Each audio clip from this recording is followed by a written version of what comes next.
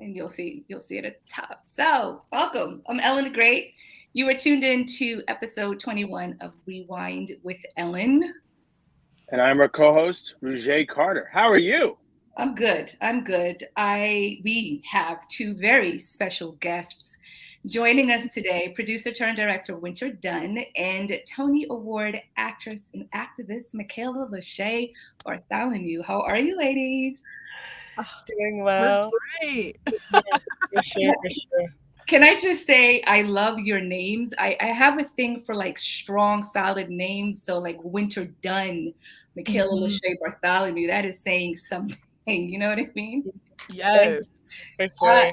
yeah. So Winter, again, it's great to be chatting with you. We had the pleasure of talking back in 2020 in regards to your directorial debut, Junebug. So I'm over the Yes. moon that we get to, be chatting again about your latest short film, Dear Mama.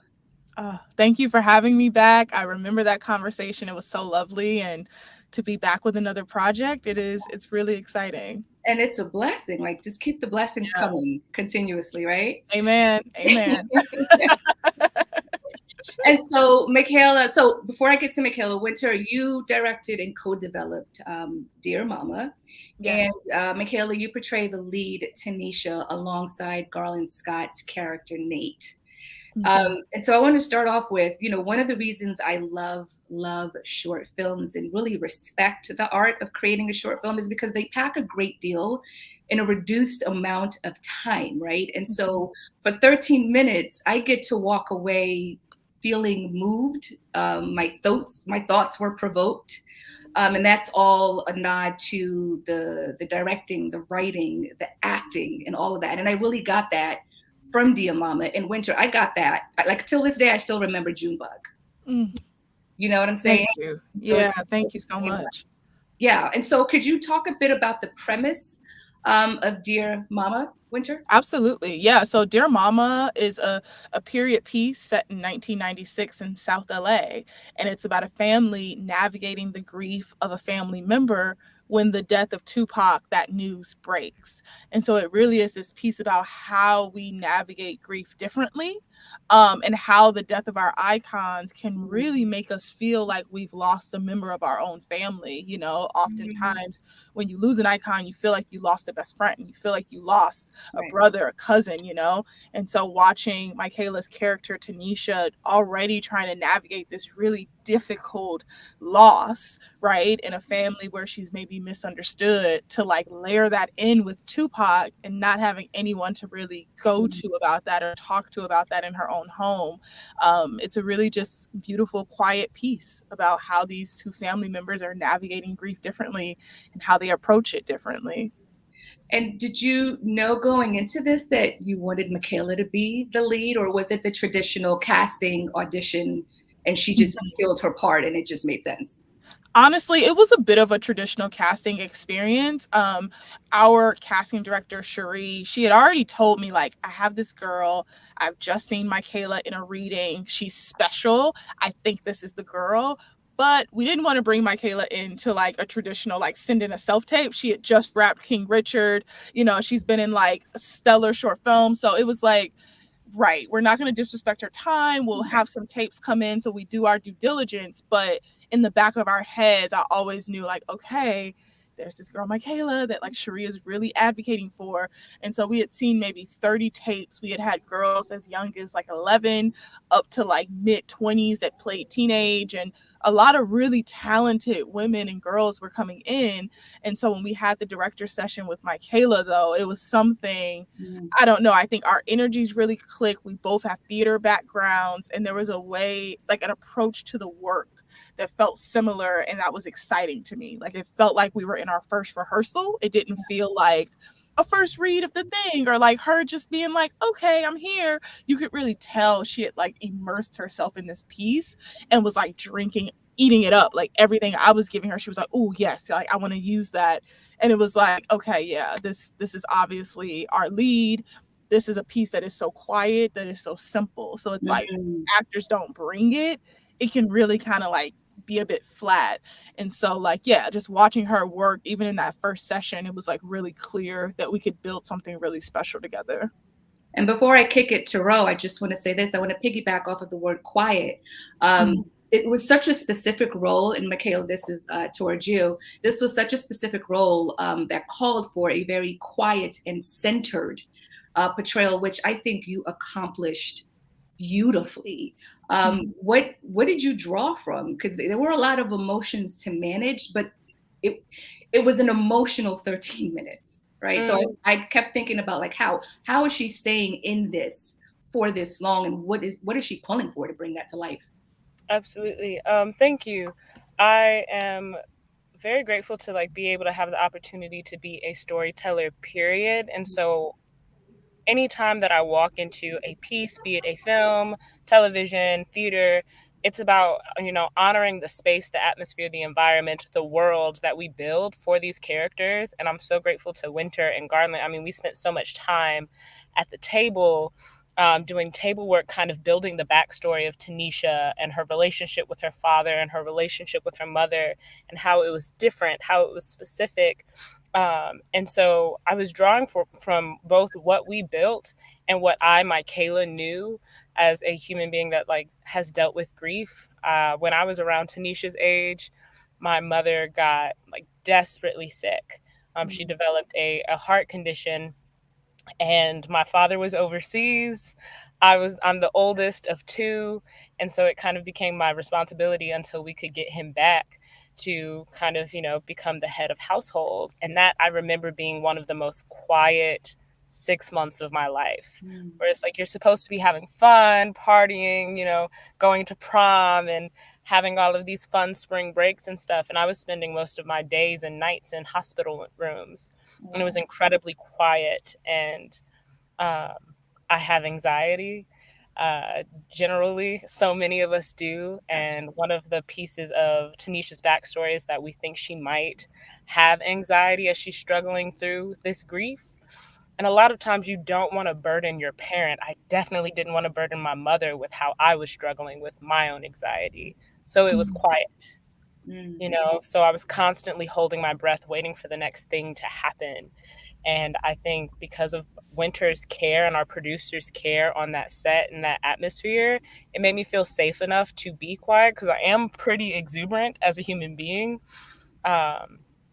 And I don't think it was not necessarily the space for it. I needed Tanisha to have room to breathe so that she couldn't, if that makes sense. Absolutely. Well stated. Ro, I'm going to kick this to you. Woo, a lot going on here. Thank you. Winter Dunn, I wanted to first just give you a shout out. This is beautiful. This hit me on so many different levels, being from New York, when we lost Biggie. So that really hit home. My question is to Mikayla, sorry. What was your first impression of Tupac before you took on this role? Oh, that's fun. My first impression was pretty young. My mom, I've been trying to find this shirt for years, and I'm talking before I got Dear Mama for years. She has a shirt with Tupac on it from the 90s, from a concert that she went to, from when she was living out in California. And first of all, I know that thing is worth so much money. Second of all, I have no interest in selling it to anyone. I want it for myself. And so I think my first introduction to Tupac was I grew up with his music. My parents sheltered us quite a bit. However, there were exceptions to the rule in our Black household, right? There was Tupac, I was listening to Marvin Gaye. There was Biggie, like all of the All About the Benjamins, Baby was my favorite song when I was like 4 years old. So Tupac, for me, when I was really young, I just thought he was a musician and a rapper. And then I got exposed to him as an actor. And I was like, wait, what?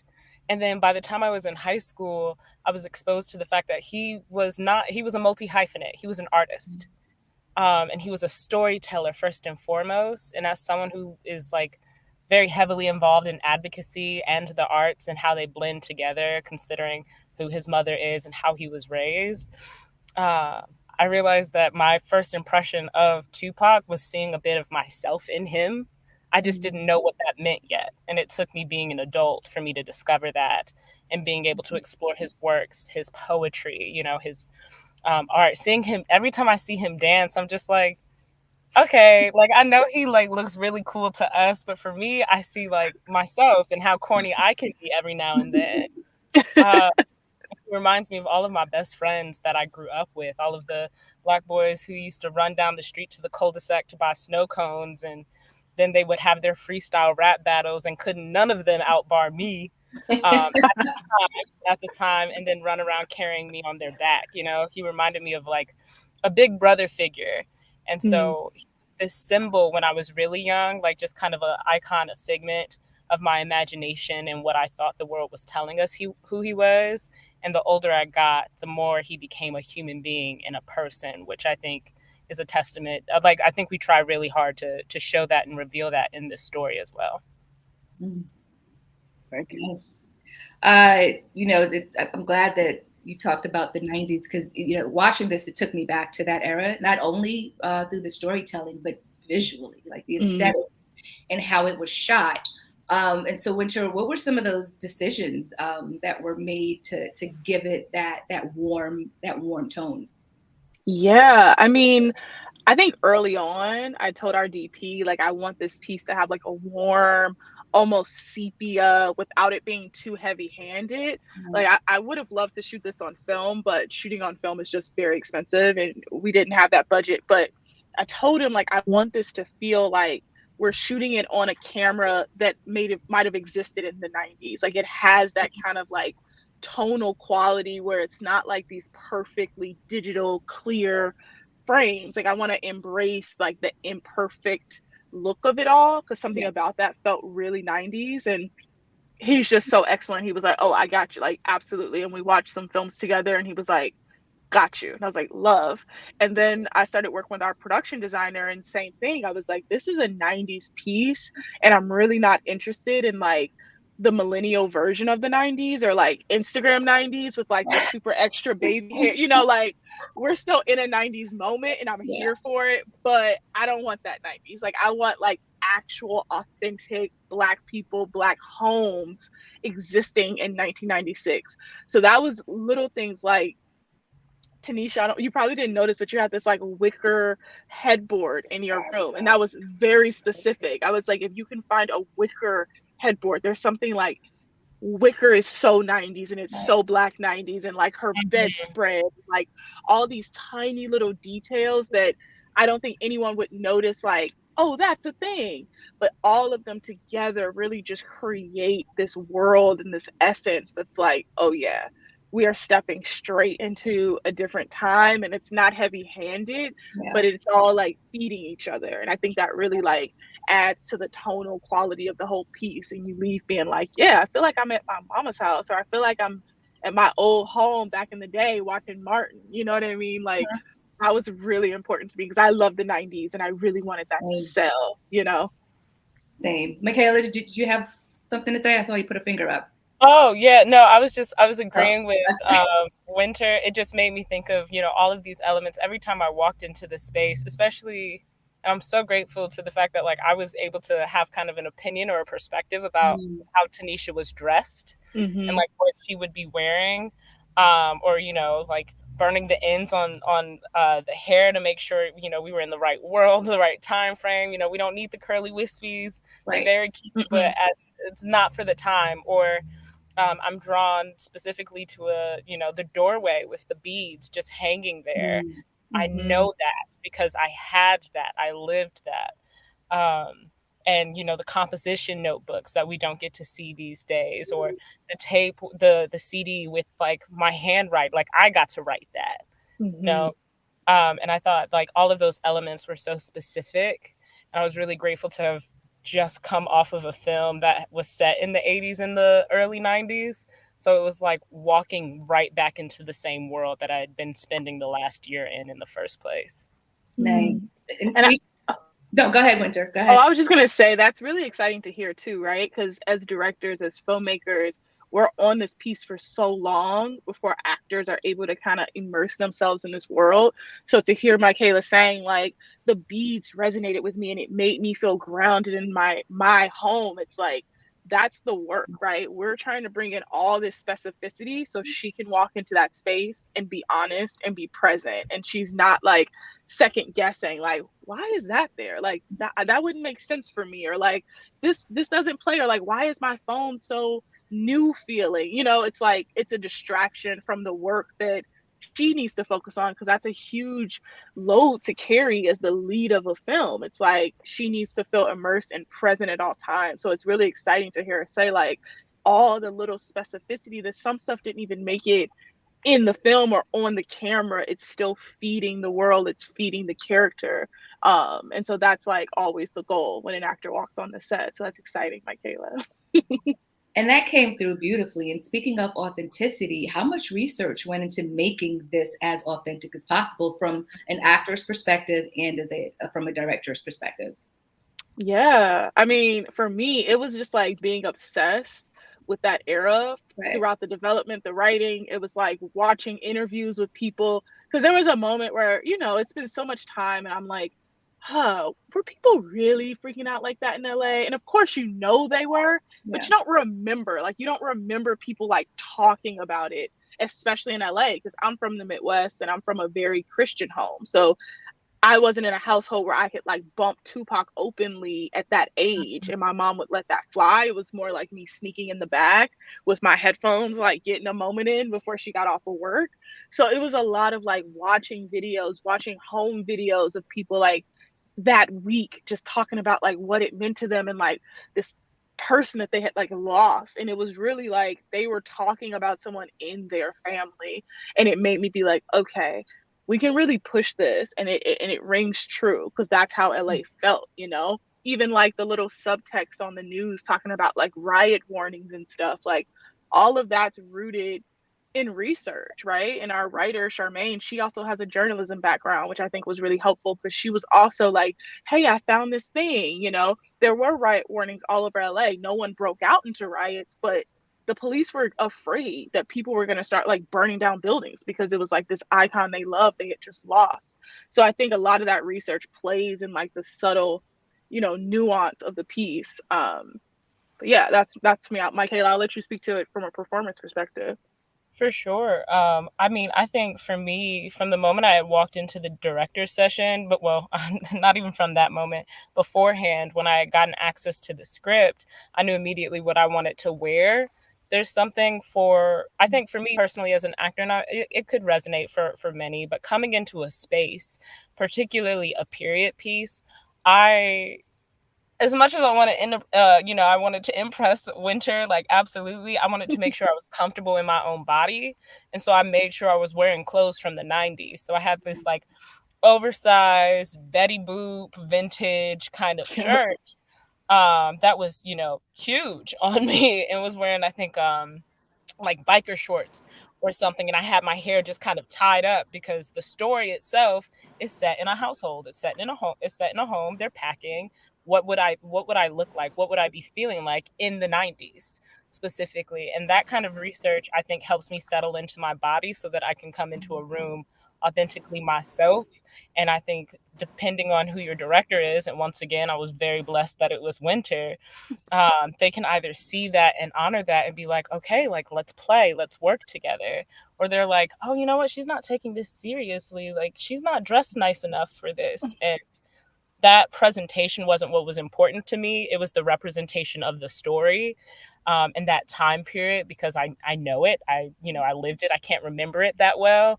And so doing that kind of research about like how I would be dressed and what that would look like was helpful, as well as doing the research based on what was going on at the time. Like, outside of the week of Tupac's death, like what was going on those years? I was reading about LA 92 and kind of how Black folks were living and being treated in LA at that time period point blank, right? They were always considered threats. Every week they were talking about, oh, there might be a riot, like, you know, confusing protests and police brutality with, you know, or conflating it with what they considered Black violence or Black on Black crime, like that kind of thing. So I could understand the kind of world and the parameters that Tanisha might be living in. And I think what we decided and what was so helpful at the table work is deciding that Tanisha was pretty sheltered, you know, which is similar to my experience, but her best friends were not. You know, my best friend in the whole wide world grew up in the projects across the street from me, and I wasn't allowed to walk over to her house. My mom had to go drop me off. And we realized like that was probably the same for Tanisha, especially at that time, you know, or only time Tanisha got to see Tupac in concert was with her mom, right?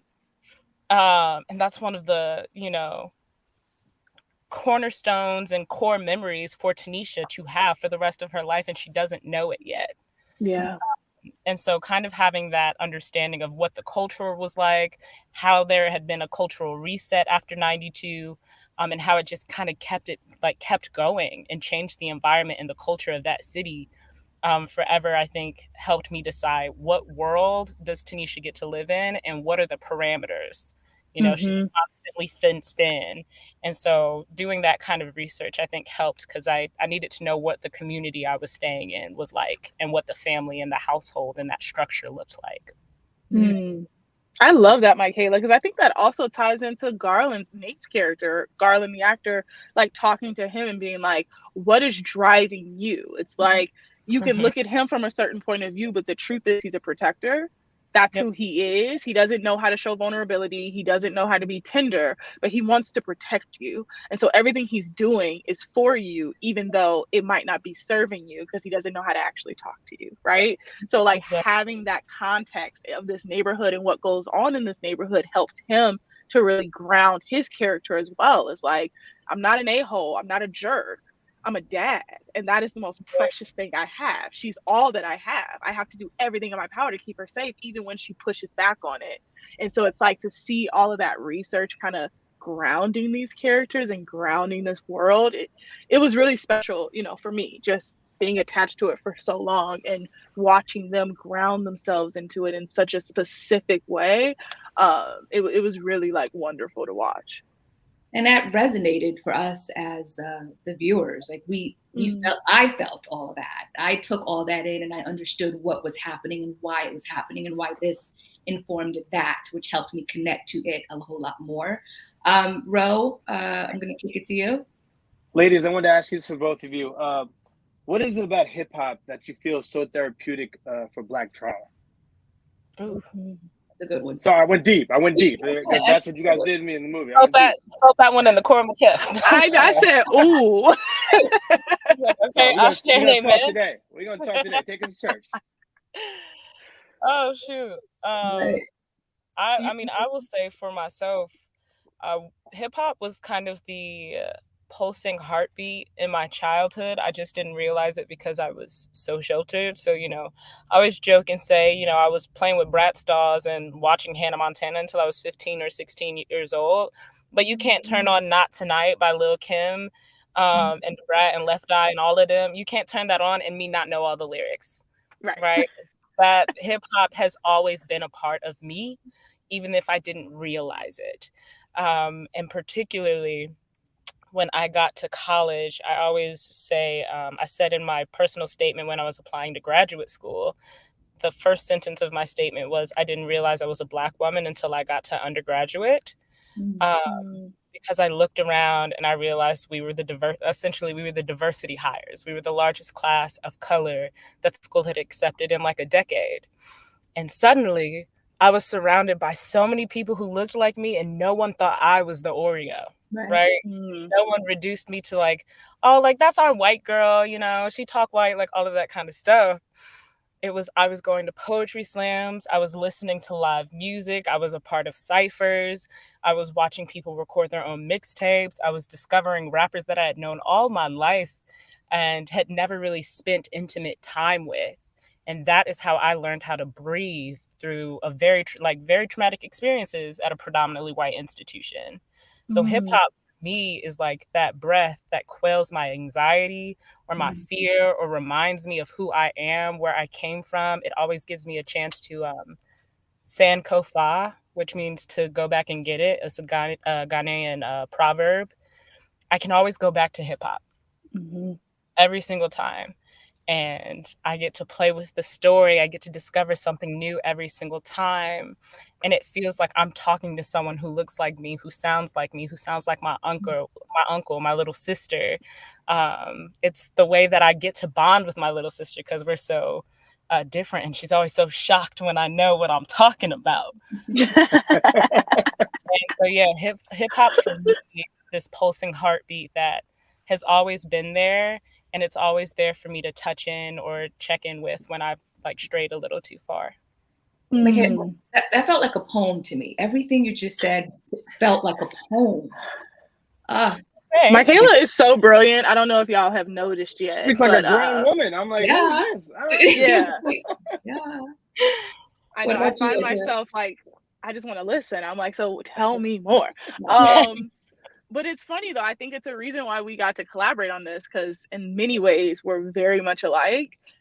Hip hop was honestly like my first friend. I felt very misunderstood growing up. I felt like I couldn't be myself or share my experiences. I also had like a very specific childhood where like I wasn't outside playing with the kids and doing all the things. Like I was very much home alone, and I'm an only child with a single parent mom. So it was like I just felt very sheltered and felt honestly very alone for a lot of my childhood, which in some ways I think allowed me to tap in with myself mentally. And I think I have a really strong sense of who I am. And I think that's why my voice feels very specific when I make work, because I've spent a lot of time alone.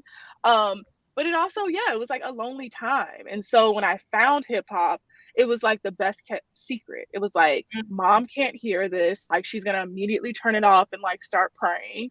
And it's going to be this huge issue. And so I would like sneak my CD player, literally like you, Tanisha, in the film, like in my room by myself, just like jamming. And it felt like for the first time I was listening to Black people from so many different walks of life being themselves authentically and really not giving an F whether you like it or not. It had this like confidence that I really was like, ooh, I can be myself too. And I don't have to be afraid of what the people around me, their different opinions, because who gives a F? I'm me. And so, I like think about back in the day, like listening to Mos Def and Talib Kweli, and like one of my really good friends, I call him my brother even to this day. We used to print out Lupe Fiasco lyrics together, and we would sit on my living room floor and we would like annotate, like taking notes and being like, oh, look at this metaphor he did here. Like, oh, this is so strong. And like, that was honestly my first text analysis. Like it's a lot of the work I ended up doing in drama school with Shakespeare, like really like breaking down text and like creating meaning and grounding myself in the meaning of that work. And so it's like, for me, I'm like, I love poetry. I love hip hop. Like those are my first loves. And all of those artists, they're writers. They're really strong writers. And I think we don't give them enough credit for that. They're really like crafting story and crafting narrative in like a cadence, like fitting within this beat.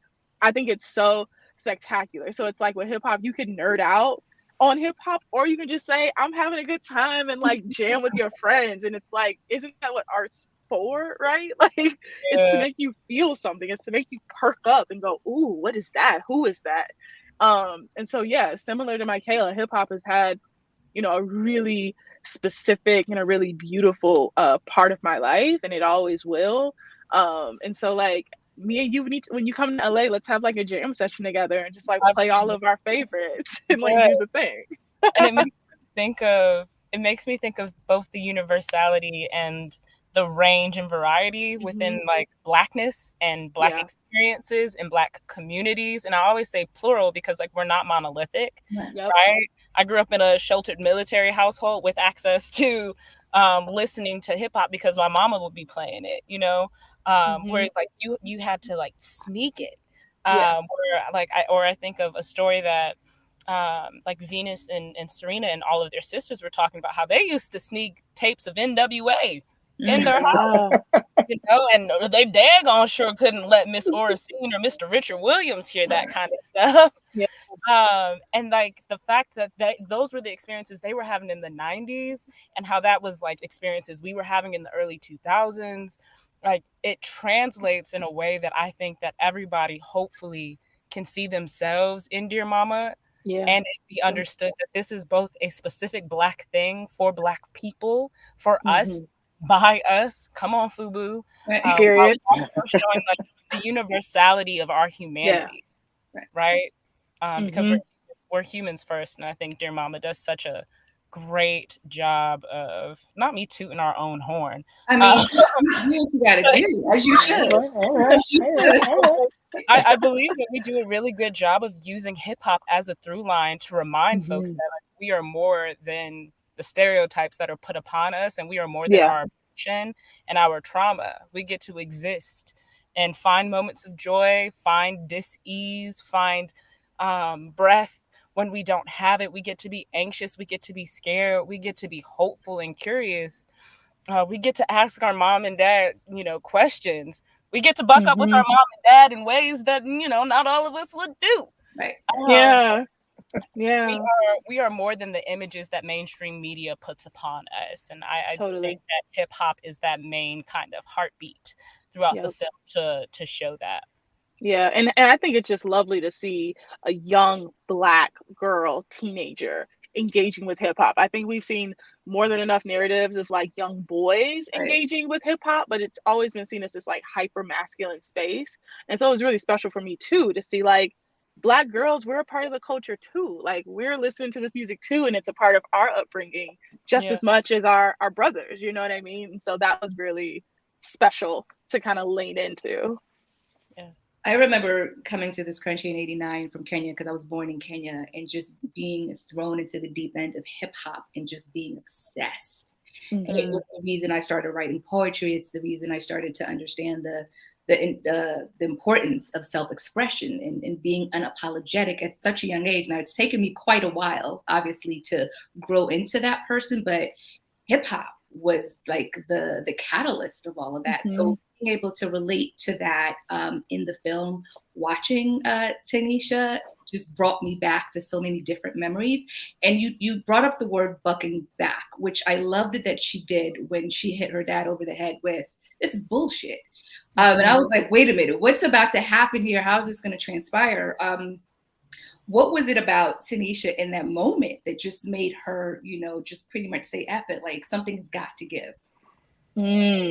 Well, we wrote that scene like a million different ways, if I'm honest. And I remember putting "this is bullshit" and someone pushing back and going, hold on, like, like, wait a minute. And I think it was like, there was something really special about every time her dad pushed back at her, she would retreat to her room. She kind of cowered back. And it was a moment for that character to like stand on her own 2 feet and to finally speak her truth. Because I think she's had an understanding of what's going on in this home for a really long time. Like, she's not an idiot. She's not the like dumb girl in the back. She's smart, and she's watching her dad struggle, and she knows that he doesn't know how to navigate this space. And she's like, if you would just talk to me, if you would just connect with me, we could move through it together. But you are so hell-bent on protecting me from what I'm already experiencing. Like, I'm in it with you. And so I think in that moment, and Mikayla, please speak to it as well from Tanisha's perspective and in the character, but in the writing of it, I think it was a moment for her to stand up and go, you know what, I'm done. I'm done pretending like I don't see what's going on. I'm done pretending like my opinion doesn't matter. And I'm done pretending like I'm okay. And what we're doing is okay. It's not okay. And even if I'm punished for it, even if I'm grounded forever, you're going to leave this night knowing my truth, because I'm standing up for myself finally. And so that's really what that's like a real turning point for her. Yeah. I think for Tanisha, even doing that scene or reading it for the first time, I was scared. Or even when we were filming the scene, I was scared. And I think, if I can recall, maybe, the 1 or 2 times that I've bucked back at my own parents, is like that core fear that you feel when you turn around, you realize the words are about to come out of your mouth and you're going to say them no matter what. But Tanisha is exhausted. And she has to remind her father, like, you're not the only person who lost something here. We're in this together. And I have no one to talk to. I have no one to turn to. We imagine that Tanisha and her father, for the most part, have been their only sources of contact with one another, outside of when Tanisha maybe sneaks on to the phone to check in with Ebony every now and then, but hasn't really seen anybody in weeks. And her father won't talk to her. The only thing he does is give her instructions and directions. Mm-hmm. And that is, like, even just saying it out loud is so debilitating. Where it's like, I've been in circumstances where my parents are going through something and they're grieving, but so much, and they don't have the capacity to like engage. Mm-hmm. And it's something that we both need to engage on. And, you know, so for Tanisha's father, I think that she realizes pretty quickly that her father is doing the best he knows how. But the best is leaving her out. Yeah. And she has to remind him, like, Dad, hey, I'm standing right here. This is like what we're doing. The fact that you're saying that none of these decisions, I get it. You're the father, you're the adult, right? Like, stay out of grown folks' business kind of situation. Yeah. Every single decision you're making is impacting me in a way that's going to change my life forever. Yeah. And our lives have already been changed very drastically. And so I think that was where she kind of drew her power from, like, standing in her room and looking around. Like, that was her space. And she's not going to have that anymore. And that, like, that moment that she was going to have that night was going to be her space, her last time to, like, find a way to grieve and say out loud what has been happening to her. And, you know, Tupac's death is a vehicle, a way in which that she can grieve more than one thing. And he can't even give her that. And she tried to ask. Yeah. And he shut her down. Every time she engages with her father, he shuts her down. Not because he doesn't care, but because he ain't got it. Yeah. He's doing the best he can. Yeah, he's doing the best he can. And I think her "this is bullshit" is like, okay, Daddy. So this best, this ain't it. It's not working. Right. We're going to figure out something together. And we have to talk. Mm-hmm. Because I am hurting. I feel like Tanisha feels like she is dying on the inside. Mm-hmm. And she's like, they're both drowning and like begging for air, but the life raft is over there. Right. And they got to swim to it together. So I think that's where that "this is bullshit" comes from. But I ain't gonna lie, when I said it, I was scared. Yeah. It was such a breakthrough. It was such a pivotal moment in shifting the story forward. Ro, you got a heavy question? No. You know what, Winter, you made a huge point earlier. As being the only male in this interview here, but the masculinity part of this is huge, right? And so I was thinking about that. I was like, we always see the guy's perspective, the guy's point of view, the guys. When we also, because the universe is like this, we put poets as that's a female trait, right? To write your thoughts out and express your feelings. And these rappers, that's what they are, though. They are poets, and it's not such a masculine thing or feminine thing. It's a people thing. It's a human thing. I love, human thing. And I love that I got to see a young Black woman express that. And honestly, I apologize.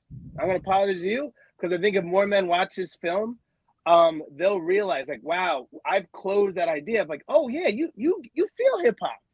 I'm just dancing through the club, but no, you really feel hip hop. It moves you the way it moves me. And I almost forgot about that until I saw this film. So it really opened my eyes. And I was like, oh wow, there is emotion there that I think a lot of men forget, because sometimes hip hop is so raw and angry and aggressive that women can be raw, angry, and aggressive. You know? We're all humans. And so I love that it's short, but it's so sweet and powerful. So thank you for that moment. I appreciate it. Thank you for saying that, because I mean, it is true.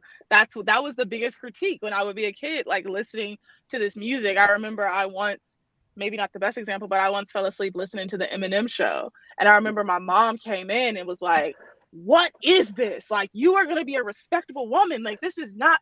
And it was like, if you only knew, this is the only time I feel heard. And it's not even my music, because I'm listening to someone who's felt so misunderstood to the point where they're like, F it.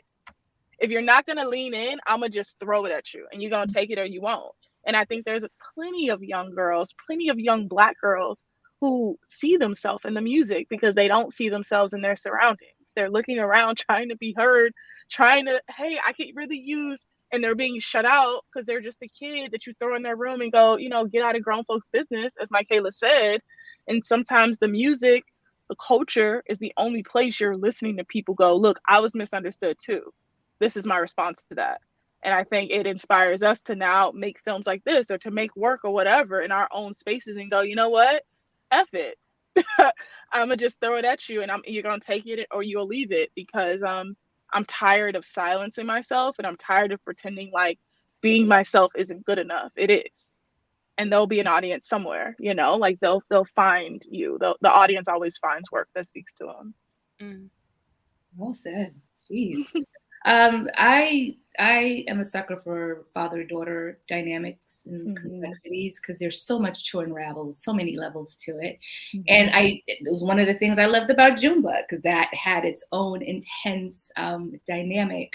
And so as it relates to grief and loss, what do you think is so unique about a father grieving and a daughter grieving enough to bring this story forward? Yeah, well, like I said earlier, dads feel like they need to protect you from everything. And sometimes that's not what you need. You don't always need a protector figure. Sometimes you just need someone to listen. And like in this story, when we were developing this story, I remember a point where I was like, I feel like Tanisha's mom was their translator. It was like he would have a strong point of view and she would have a strong point of view, and they'd go to mom, and mom will find a way to translate it so then they both could leave feeling understood and feel heard. So what happens when she's snatched away? It's basically there are two people who don't know how to speak to each other.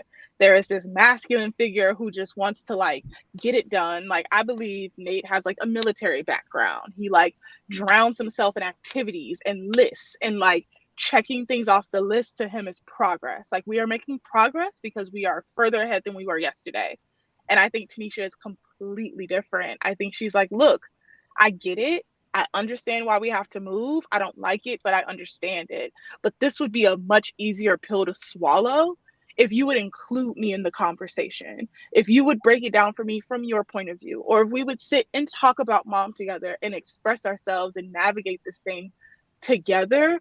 And so I think there's something about that like very masculine energy and like this young feminine energy.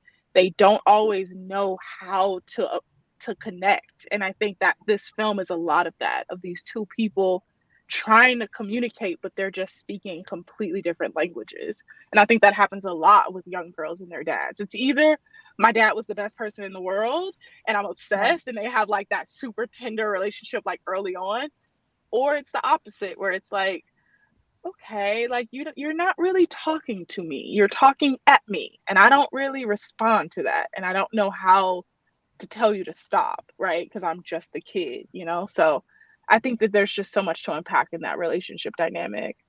Absolutely. My hope is that fathers will watch this and it will help them sort of rearrange think their relationships and how they interact with your daughters, because it means everything, that specific relationship, father-daughter.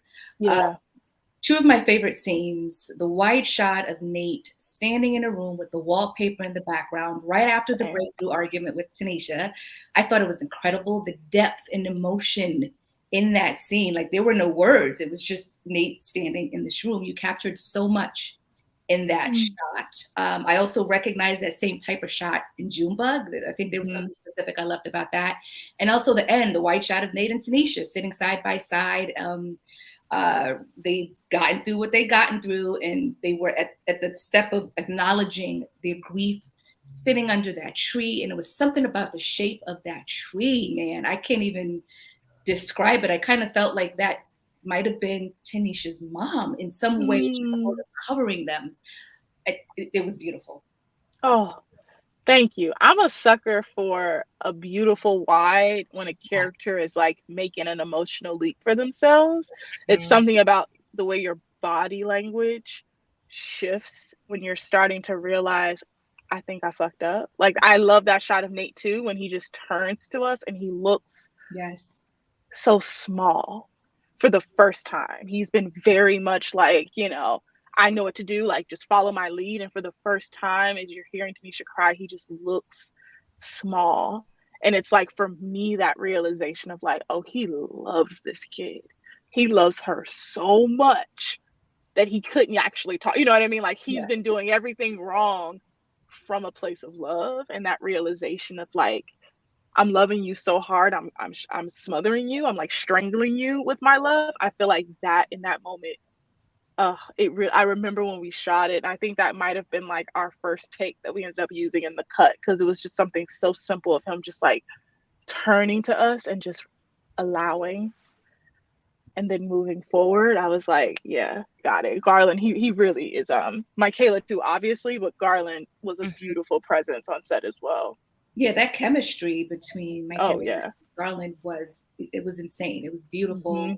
It was believable. I really felt like, you were a legitimate father-daughter team, and we were just watching you do what you do in your house in the privacy of your own home. Ro, I'm going to kick it to you. My last question, really. First of all, I want to know who did the candle arrangements. Because I need to, if I ever want to get with a lady, I need to know. I was like, okay, this is nice. This is going to be good here. Okay, all right. It was a touching moment. I felt it differently. I was like, oh, that's a good candle arrangement. That was good. All right. I love that, like, Dear Mama inspired your date night. Okay. Yeah, I'm like, screenshotting the candles. Good candles. That looked expensive. That's hilarious. All props goes to our production designer. I am terrible with design, and that was all her perfectly touched candle work. But in all seriousness, please, everybody, tell me your favorite Tupac song. Ooh. No pressure. No pressure. I love Ambitions as a Rider. I don't know. It's something about that. Don't. I'm like, hey, like, it's so exciting. It makes me like get hype. So that's probably my favorite. I listened to it quite a bit on my way to set. I was like, I want to make Tupac proud. Like, I feel like it'd be a vibe. It's so what funny. About you? When I came back so I was born in California, but I wasn't raised there.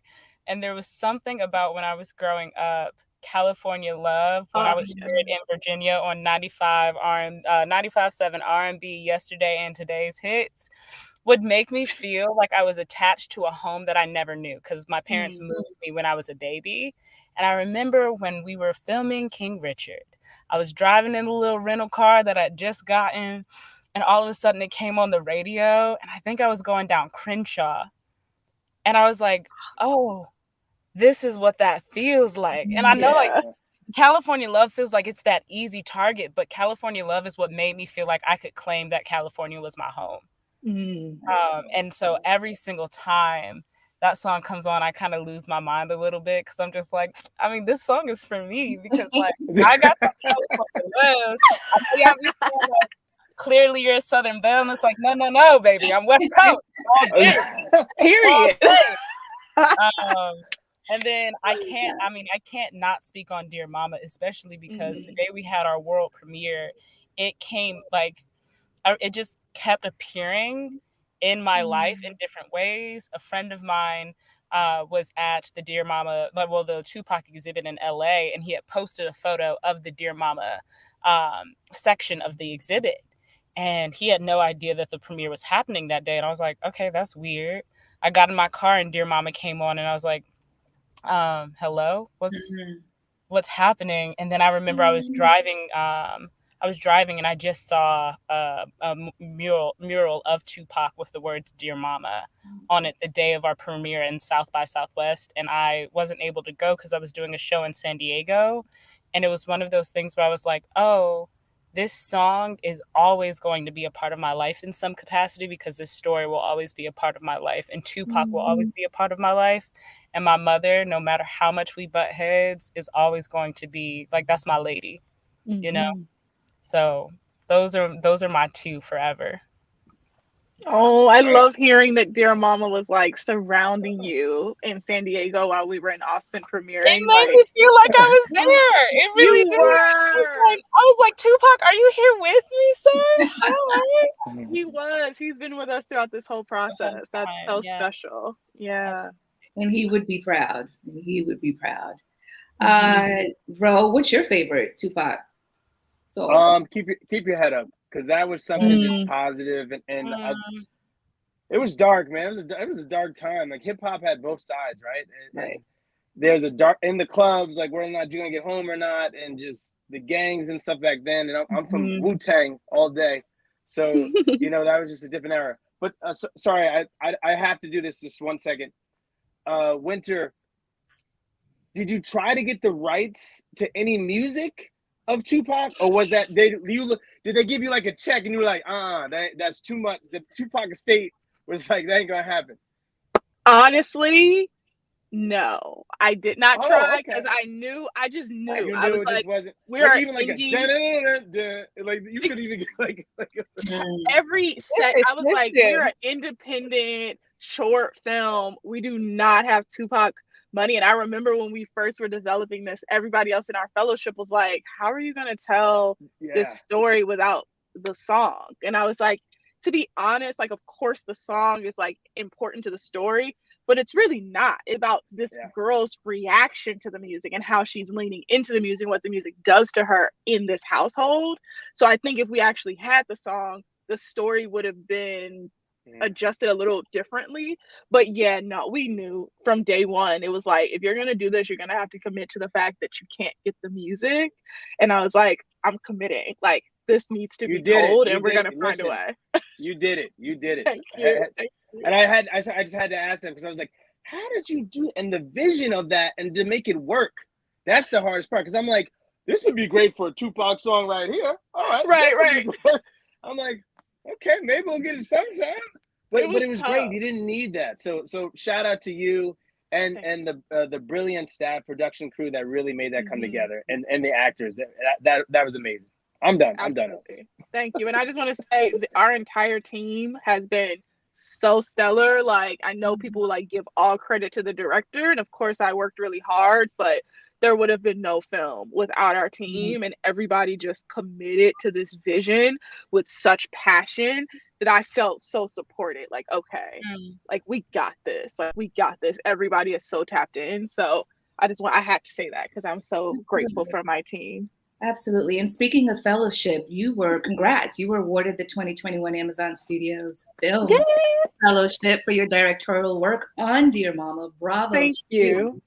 Thank you so much. What was that like? Like, seeing sort of validation, right? It's recognition, the realization that, wow, they see what I saw in this. Yeah, it was just very special. I feel like I've been building what feels like alone for a really long time. Filmmaking is so isolating. And so sometimes you don't know. You're like, I love this work. I'm passionate about this work, but will anybody else see the value in it? Like, will it resonate? And so when I got that call, I remember Film Independent were like, hey, Winter, we want to hop on a quick call with you. Like, are you available now to speak? And I remember I was like, oh, hell, like, what did I do now? Like, what's wrong? And then that's when they told me, like, hey, so Amazon Studios wants to award you with this thing for visionary filmmaking. And I was like, shocked, because I don't do it for that. I mean, that's awesome, but I'm really just doing it because I have stories inside of me and I have images inside of me. And like I said, I was very misunderstood as a kid. And I feel like through film, I'm able to like share these like slices of my life that I couldn't share when I was younger, that now people are watching, like that anxious girl in her room, like trying to catch her breath. And it's like, that's a bit of who I was, like these are little pieces of my life. And for people to now be seeing that and to be resonating with it, it's very special. So I just feel very grateful. And I mean, Dear Mama has been making its rounds in the festival circuit, and it's so well received. It's doing its thing, and that's a huge nod to what you all have done to this. So congrats. Thank you. We actually just got back from Aspen 2 days ago for Aspen Shorts Fest, and we were given a special jury mention for Best Drama for our short, up against like, I would say 60 to 70 other short films. It was 77 total shorts, and I would say 90% of them were dramas. So to be like recognized in that way by such a stellar jury, it's like, yeah, it's good work. I'm really proud of it. That's saying something. Before we let you go, both of you go, what do you have coming up that we should be on the lookout for to support and share? What new projects are you both currently working on? I'll jump in. This is a hard question for me because I'm in just a different space than I've ever been in.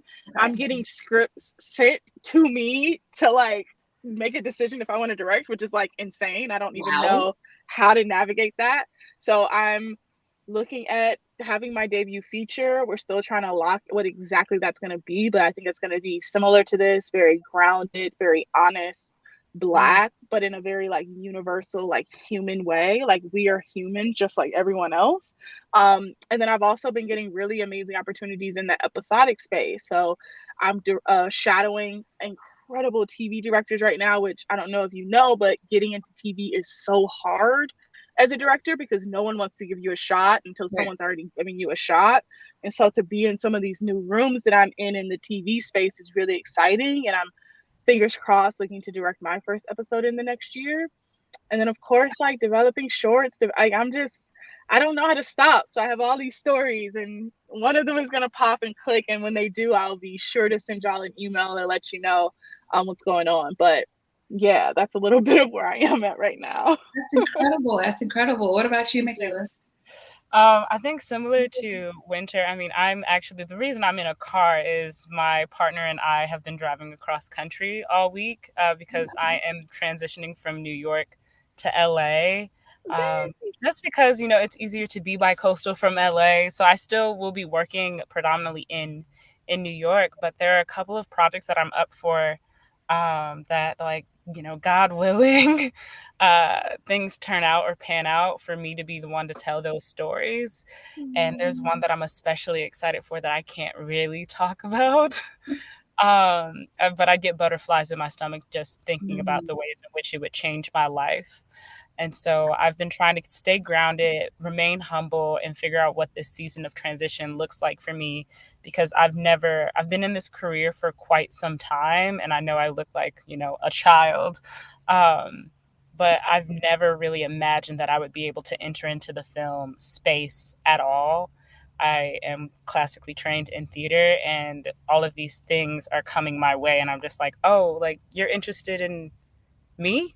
Like in any capacity. So we'll see how they go. And I know for a fact that, I'll be the first to let y'all know the second I get that yes. Other than that, I do a lot of advocacy work, and I work with the Broadway Advocacy Coalition. And we have some incredible programming coming up. One specifically is called the Artivism Fellowship and the AAPI Month of Action, where we're essentially holding space for artists and creators to have their work funded. We don't get that often for them to create, as well as an AAPI Month of Action for like folks in our industry, in the entertainment industry, to figure out how can we go beyond like trying to diversify the stories we tell and instead making space to represent the people who tell those stories. We've fallen short, okay? And when I say we, I ain't talking about us, and so I'm really excited to be able to be in that space and continue figuring out how to advocate for not only myself and the stories I want to tell, but to be cracking that door open so that like 15, 20, 30, 45 people can come into the room after me. Wow. We need visionaries. Amen. We need creative energy like yours. Like that is, that's life. That's life. So thank you for existing. One, both of you. Thank you for just being incredible pillars of just energy, creativity, or art, activism, just everything that we, not only in the Black community, but in the world, that we so desperately need and are lacking. Where can people watch Dear Mama?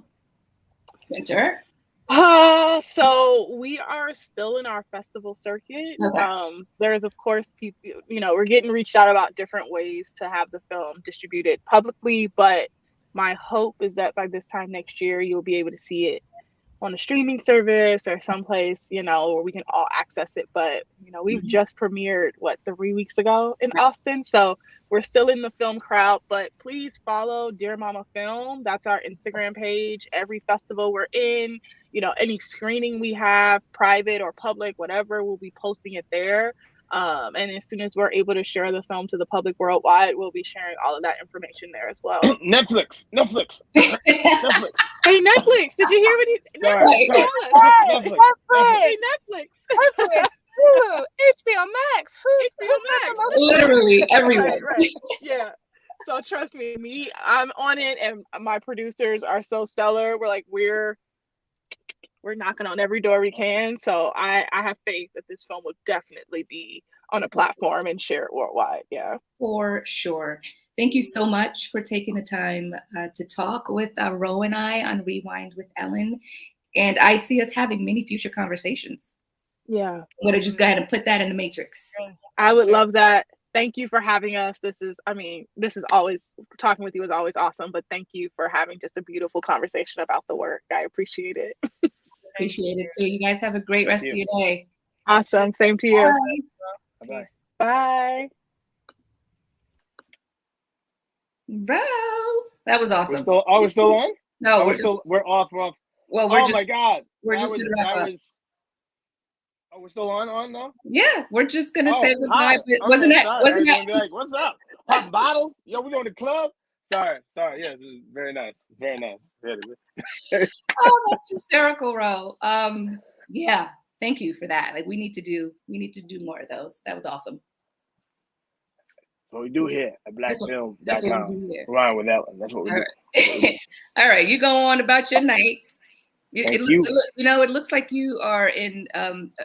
Don't even go into that. All right, we're just gonna go. We're just going. Sorry, everybody. It's been the place is under reconstruction. That's all you need to know. Next week. All right, Ro. Have a good weekend. Happy Easter, everybody. Be safe. Bye. Bye.